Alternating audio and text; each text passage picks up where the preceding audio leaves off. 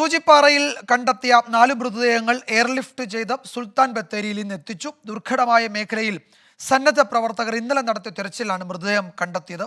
നാളെ ദുരന്ത മേഖലകളിലെ ജനകീയ തെരച്ചിലിൽ കൂടുതൽ ആളുകൾ പങ്കെടുക്കും.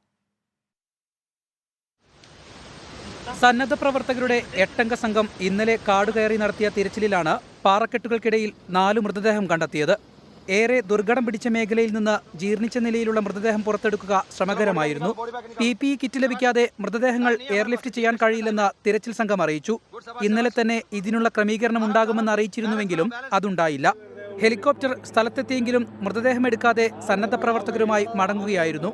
കാലാവസ്ഥ പ്രതികൂലമായതിനാലാണ് മൃതദേഹം എയർലിഫ്റ്റ് ചെയ്യാതിരുന്നതെന്ന് ജില്ലാ കളക്ടർ പിന്നീട് വിശദീകരിച്ചു. ഇന്ന് എയർലിഫ്റ്റ് ചെയ്ത മൃതദേഹങ്ങൾ സുൽത്താൻ ബത്തേരിയിൽ എത്തിച്ചു.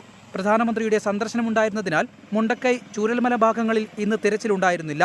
നാളെ ജനകീയ തിരച്ചിൽ പുനരാരംഭിക്കും. News desk 24.